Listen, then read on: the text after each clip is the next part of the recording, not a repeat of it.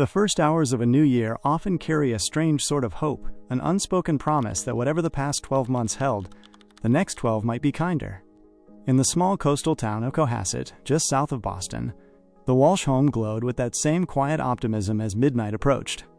Laughter drifted across the living room, glasses clinked, and for a brief moment, the world outside seemed far away. To the friends gathered there, it looked like a picture of stability. A successful couple, 3 young boys, a warm house, and a new year stretching out before them. But appearances, as they so often do in the stories we cover here, hid fractures that were already deep and widening. As we move into this documentary, if you're a fan of powerful investigative true crime stories, make sure you're subscribed to this channel, UTC. It helps us bring you the most gripping and carefully crafted cases every week. On that New Year's Eve, the Walshe family entertained a friend, someone who had known them long enough to feel the subtle currents in the room. He watched the couple toast. He watched them move around each other. She with an energetic brightness, he with a softer, slower presence. And he later recalled something he could never fully explain. An elaborate meal for us, and we hugged and celebrated and toasted, and just what you do over New Year's, and there was a lot of looking forward to the new year. A heaviness beneath the celebration, a tension almost invisible, except to those who had the instinct to notice. Hours later, as the final firework echoes faded, the Walshe home went quiet. No one there could have known that it would be the last night anyone would see 39-year-old Ana alive. Ana had always been the bright force in any room she entered. Born in Serbia, she built her life through ambition, talent, and relentless dedication. She had studied in Belgrade, moved into hospitality, earned a certification from Cornell, and climbed through the ranks of large-scale hotel and real estate operations. Her drive made her indispensable to the team she led at Tishman Speyer in Washington, D.C., where her colleagues described her as someone who radiated energy and left people feeling lighter after every interaction. Her life was full, demanding job, young children, 2 properties in different states, and a marriage she was determined to hold together. But success comes with weight, and sometimes that weight doesn't fall evenly on everyone involved. Her husband Brian had attended prestigious universities, Carnegie Mellon, UMass Amherst, Northeastern, and even Harvard's JFK School of Government. On paper, he carried every privilege that opens doors. But privilege doesn't guarantee character. And the path he walked eventually left a trail of broken trust, financial manipulation, and a reputation scarred by accusations of fraud. In 2021, Brian pleaded guilty to federal charges for selling fraudulent artwork. His movements were restricted by home confinement. His life, once threaded with comfort and status, was shrinking. He spent most days at home, while Ana spent hers flying back and forth between Boston and D.C., managing properties, overseeing operations, and ensuring their children had the life she had worked so hard to build. Somewhere along the way, the dynamic shifted. Partners who once shared dreams were now walking different emotional landscapes. Friends saw glimpses of it, subtle, quiet warnings that something beneath the surface was beginning to break. On the morning of January 1st, inside that same home where celebration had taken place hours earlier, Brian would later tell police that Ana woke him gently before dawn, kissed him, and said she had a work emergency in D.C. She needed to leave earlier than her originally scheduled flight days later. She would take a rideshare to the airport, as she always did. She asked him to rest. She would be in touch. But she never arrived at the airport. She never boarded any flight. And by the 4th day of her disappearance, her employer became concerned enough to contact police. Brian also reached out to others, friends, acquaintances, anyone who might have heard from her. Good afternoon. It's Brian Walshe. I hope all is going well. I was just reaching out to basically everybody I could. Ana hasn't been in touch for a few days. Do you know anyone that might have had contact with her? Calling everyone. So sorry to bother you. Sure everything's fine. The tone of his messages was polite, almost flat, as if rehearsed. He apologized for disturbing them. He said he was sure everything was fine, but he needed to know if anyone had seen or heard from his wife. When investigators arrived at the Walshe home, they began what became a slow unraveling of the narrative Brian had constructed. Rideshare companies reported no pickups from the Walshe address that morning. No Uber, no Lyft, no taxi. The family's Ring camera showed no sign of Ana leaving. Her phone data later revealed that it never traveled beyond Cohasset in those early hours. Meanwhile, Brian offered a detailed timeline for the day Ana vanished. Errands, trips, visits, grocery stops. But surveillance cameras told a different story. Footage from Whole Foods and CVS showed no sign of him, despite his insistence that he had been there. The first break in his timeline came quickly. The truth came slower. Police searched the wooded areas near the home, combing through brush, streams, and fields with dogs and helicopters, but the landscape held its silence. Inside the Walshe home, however, nothing stayed hidden for long. In the basement, officers found blood. A broken knife, a blade that appeared to have been snapped under force. While investigators pieced together Brian's movements, another pattern emerged, one that would soon become central to understanding what may have happened inside that home. They found the first of many troubling internet searches. Before dawn on January 1st, before Brian claimed Ana had even left the house, he began searching for the timeline of decomposition, the scent of decay, methods of disposal, and how long it would take before someone could inherit after another person was declared missing. At 5 a.m. on January 1st, he searched how long before a body starts to smell. At 4:58 a.m., how to stop a body from decomposing. At 5:20 a.m., he searched how to embalm a body. At 5:47 a.m., 10 ways to dispose of a dead body if you really need to. At 6:25 a.m. on the 1st, how long for someone to be missing to inherit. At 6:34 a.m. on the 1st, can we throw away body parts? At 9:29 a.m., what does formaldehyde do? At 9:34 a.m. on the 1st, how long does DNA last? At 9:59 a.m., can identification be made on partial remains? At 11:34 a.m., dismemberment and the best ways to dispose of a body. At 11:44, how to clean blood from wooden floor. At 11:56 on the 1st, luminol to detect blood. At 1:08, what happens when you put body parts in ammonia? At 1:21 p.m., is it better to throw crime scene clothes away or wash them? There was also information gained from the defendant's phone, which showed on January 2nd he was at Home Goods in Norwell, where he purchased 3 rugs. There were also more Google searches on January 2nd. At 12:45 p.m., hacksaw best tool to dismember. At 1:10 p.m., can you be charged with murder without a body? At 1:14 p.m., can you identify a body with broken teeth? If the story ended there, it would already be chilling. But that morning was only the beginning. Brian then appeared on surveillance at a Home Depot 2 towns away, far outside the schedule allowed by his probation. Wearing a mask and gloves, he paid cash for cleaning supplies: tarps, tape, mops, buckets. He purchased enough materials to sterilize an entire space.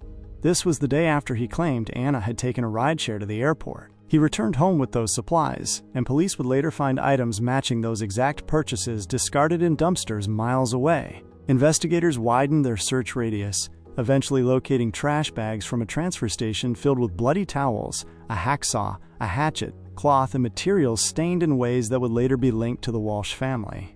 Items that, taken together, suggested not panic, but planning. The reason behind the irreversible break inside that home was revealed through a different kind of search. Days earlier, on December 27th, Brian had typed another question into his phone: what is the best state for divorce? It was a question every unhappy spouse has likely asked at one time or another. But in the context of the days that followed, it became something darker, a thread tied to tensions inside their marriage, to finances, to property, to a life built largely through Ana's work, not his. Ana had sold multiple properties in recent years, building a portfolio worth nearly $2 million. None of them listed Brian as an owner. Not a single one. Meanwhile, his legal troubles had left him financially dependent on her income. The walls around his comfortable life were closing in, and the question of divorce now crossed paths with questions of inheritance. Behind the facade of a polished academic background and social charm, people from Brian's past began to come forward. Former friends, business partners, buyers, and even family, each painting a picture of deception stretching back years. He had reportedly forged documents, stolen from his own father, manipulated investors, and left financial wreckage across multiple states and countries. One person from the art world, someone who had unknowingly purchased forged Warhol paintings from Brian, described him as calculated, intelligent, and charming. A combination that, in the wrong hands, could become dangerous. The story that continued to unfold in courtrooms and interviews drew a portrait of a man capable of smiling warmly while quietly planning the next step in a long pattern of fraud, manipulation, and control. And then, in the center of that portrait, was Ana, driven, compassionate, dedicated, and for years, hopeful that the marriage she had tried to nurture might still be repaired. But as investigators dug deeper, they learned that nearly a decade earlier, Ana had once told police that Brian had threatened to kill her. She later declined to pursue charges. She married him the following year. Their first child was born soon after. It's impossible to know at what point hope turned into fear, or at what point Brian's frustrations, resentments, and dependencies turned into something irreversible. What we do know is that on New Year's Eve of 2022, Ana wrote a message on a champagne box, one that would never be opened. It was handwritten, gentle, full of optimism. In it, she celebrated surviving the storms of the past year and urged them to make the next one the best chapter yet. "We are the authors of our lives," she wrote. "Courage, love, perseverance, compassion, and joy." It was a message that radiated the hope she still carried, a hope he may not have shared. Her body has still not been found. And as the investigation moved forward, the story of the Walshe home, the story of a charismatic con man, and a woman who had built a life larger than her past, became one of the most haunting cases in recent memory. Investigators soon realized they were not dealing with a disappearance. They were slowly stepping into the remnants of a plan that required precision, time, and an unsettling calmness to execute. The kind of calm only someone practiced in deception could maintain. When detectives pulled every byte of data from Brian's phone, they found no moment of hesitation, no pause, no frantic attempts to undo what had been done. His searches didn't read like a man panicking. They read like a man following instructions he had already decided on. By the morning of January 2nd, while Ana's friends and coworkers began to worry, while her employer tried to reach her, and while her phone remained silent in the shadows of the Cohasset house, Brian had already shifted into the second phase of cleanup. He drove again, this time to Norwell. Surveillance showed him pushing a cart, selecting rugs. More supplies. More materials that investigators would later find in torn pieces inside plastic bags at a transfer station, mixed with traces of blood and fibers consistent with those from the Walshe home. He paid cash. He kept his movements quiet. And he followed a rhythm as steady as someone working through a list. Meanwhile, Ana's phone pinged twice near the family's home, once on January 1st, once again on January 2nd. It never reached Logan Airport. It never connected to Washington, D.C. It never showed signs of movement beyond the town she lived in, the town she vanished from. What unsettled investigators most was not the sophistication of Brian's efforts, but the speed. Within hours of Ana's last sighting, every step he took pointed to a man who wasn't searching for a missing wife, but erasing someone who was no longer alive. The timeline painted itself. The surveillance at the Home Depot, the gloves, the masks, the rush of purchases, the lies about errands, the non-existent trip to Whole Foods, the fabricated visit to CVS, the lost cell phone, the strange detour to Swampscott, the dumpsters behind his mother's building, the bags filled with tools, cloth, and blood. Investigators collected over 10 trash bags believed to be directly linked to the case. Some were recovered intact. Others were torn open, the contents scattered inside a waste processing facility, mixed with hundreds of pounds of unrelated debris.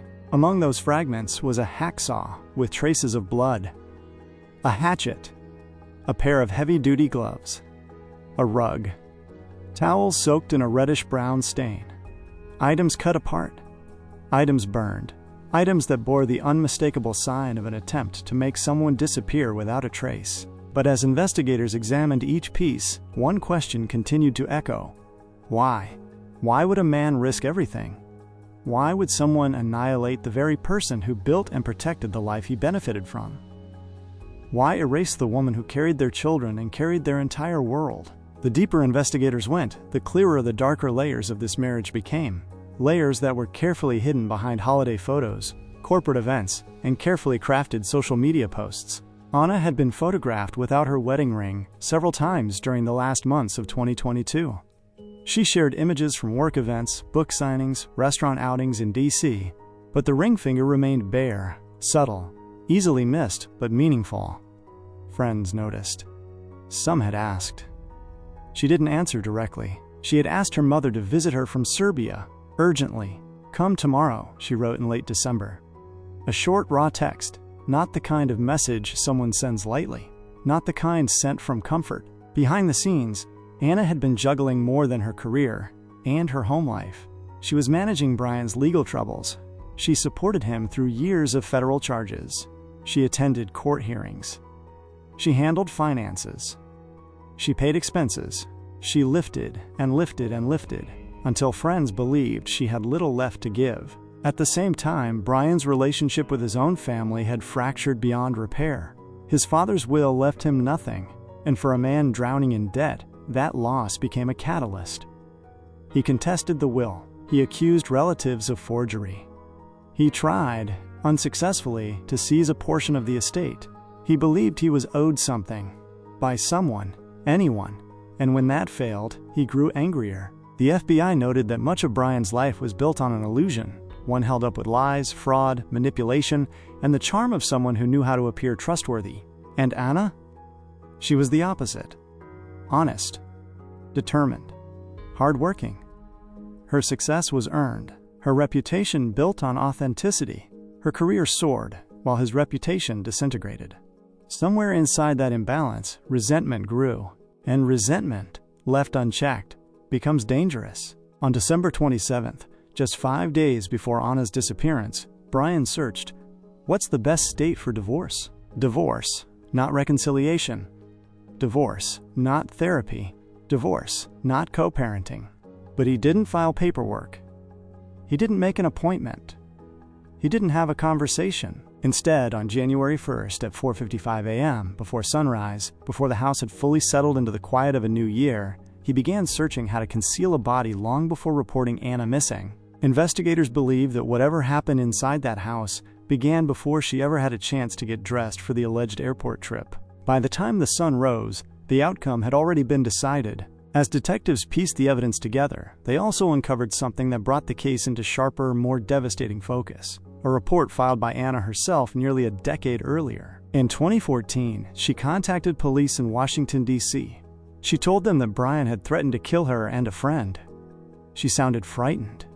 She provided details, but when officers followed up, she declined to continue cooperating. The case was closed. The threat faded into the past, unspoken and unresolved. She married him the following year. The kind of quiet forgiveness that often grows inside trauma. Ana was hopeful by nature, someone who believed in rebuilding. Someone who believed people could change, but belief can be dangerous in the wrong hands. And Ana, with all her strength and brilliance, trusted someone who had no intention of changing. On January 8th, days after he was caught lying multiple times, Brian Walshe was arrested not for harming Ana, but for misleading investigators. Police were prepared. They had enough proof to demonstrate that he had intentionally derailed the investigation. But they were far from done. Inside the Walshe home, forensic teams continued pulling samples from walls, floors, pipes, drains, and household items. Trace amounts of blood were found in places difficult to clean fully. A broken knife was found with blood on both the blade and the handle. Every piece of evidence pulled investigators further away from the narrative Brian tried to create and deeper into the truth he tried to avoid. Soon after, prosecutors officially charged him with the murder of Ana Walshe. Courtrooms filled with the sharp sound of reporters' shutters. Families watched. The community watched. The country watched. Brian walked in calmly, wearing handcuffs, holding his lips tightly together. The expression of a man who had lived a long time believing he was smarter than everyone else. Brian pled not guilty. Behind that plea was a silence that felt calculated, as though he believed he could still manipulate the system, just as he had manipulated art buyers, friends, business partners, and even his own family for years. But the case wasn't dependent on his confession.